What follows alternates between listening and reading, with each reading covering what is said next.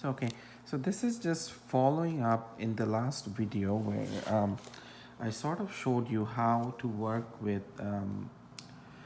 So what happens if we have a system of equations where there's three equations and three unknowns, and how do we solve for the three unknowns? So I showed you, how you sort of, try to work with the equations, you do some manipulations, and then you try to eliminate the variables until you have one equation where you're left with one unknown, and then you try to solve the system in that way.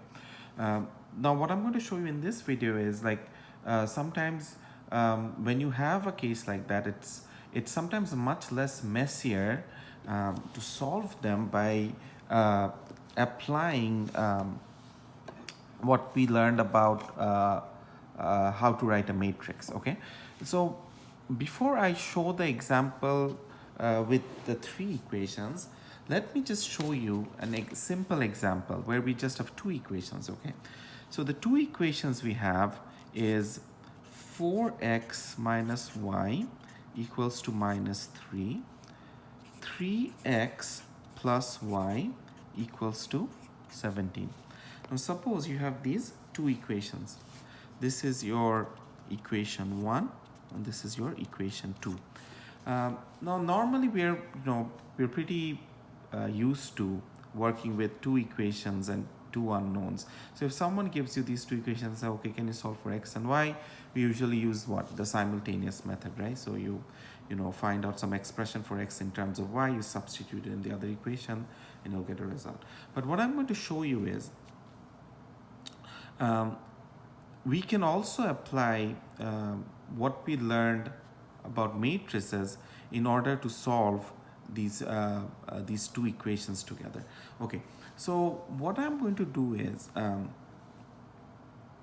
again, the approach is, what I want to do is, I want to take this second equation over here, and I want to do some manipulation so that in the second equation, the variable x gets eliminated. So you're just left with y equals to something else. So you can solve for y. We can transform this into the matrix form, and then I can show you it's going to be a little less messier to solve this system. So what I'm going to do is, I'm going to rewrite these equations in the matrix form.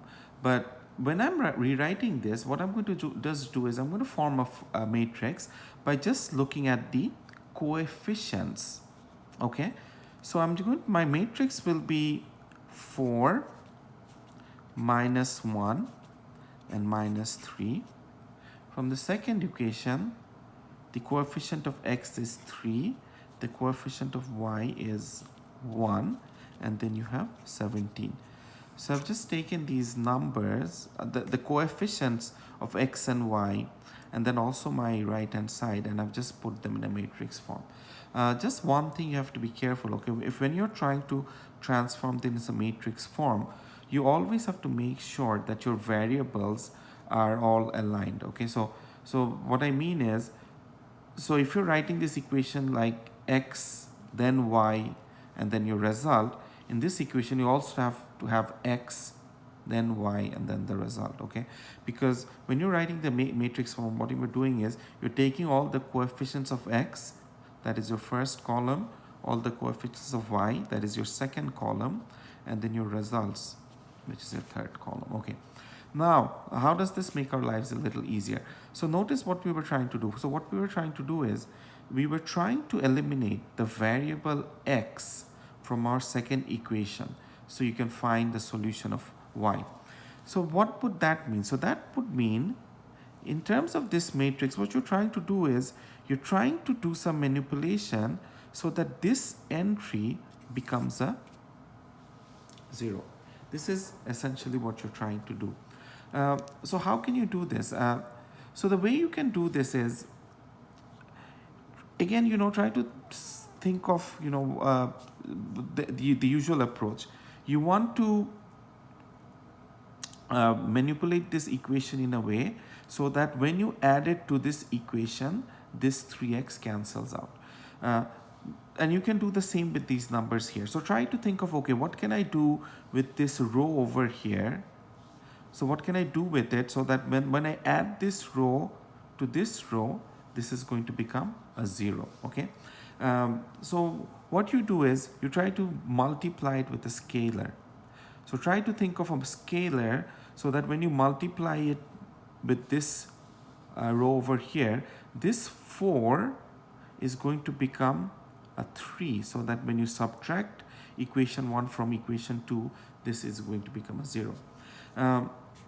So what can you do, right? So what you can do is you can take this row and you can multiply this. Okay, sorry, let me just do this black. You can multiply this with minus 3 by 4. So what is happening when you're multiplying this by minus 3 by 4? Notice that this number is now going to become minus 3. I'm just doing it with a different pen. This number, when you're multiplying this, your minus becomes a plus. This just becomes a 3 by 4.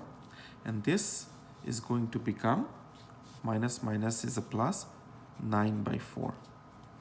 Okay? And then, so essentially you just transform this equation. Now you can add it to this row here. So what is going to happen? So you're going to now take this and you're going to add it, okay? So this is sort of like the notation.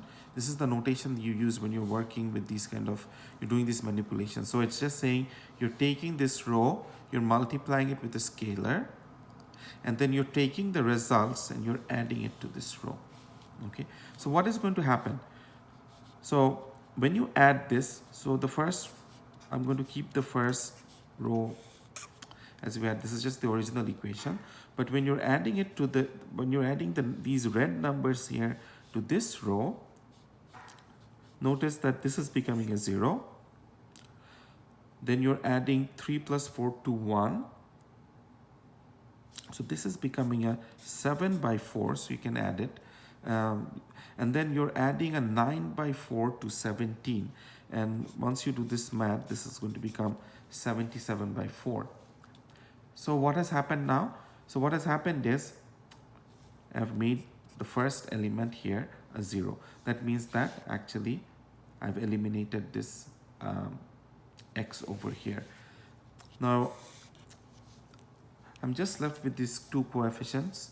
So remember that this coefficient was the coefficient of y. And what was this? This was the result on your right hand side. So from here, if you solve, your 4 cancels out and you're left with y equals to 11. And then if you take this result y equals to 11 and you plug it into this equation here, you're going to find that your x is going to equal to 2. Okay, so essentially, and you can try this out. Okay, so if you don't want to, let's say you didn't do this method, if you had these two equations and you solved them simultaneously, you can try this. You're going to see that the solutions will be x equals to 2, y is equal to 11. Okay, if you had done this in the conventional way, just simultaneous solutions, it would have, you can check this out before you try this math, that the solution for the problems are x equals to 2, y equals to 11. But what I tried to show you here is there is another approach to doing this, and which is that, you can take the coefficients of these two equations, you can write them in a matrix form, and then you can approach this problem in a way where you want to get the first element here equal to 0, which means you're trying to eliminate x.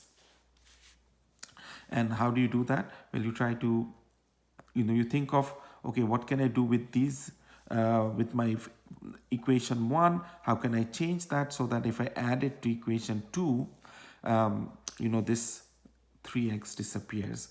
And essentially, I guess the reason you're trying to, what happens is when you're working with this problem in the matrix form, notice that it becomes a little less messy.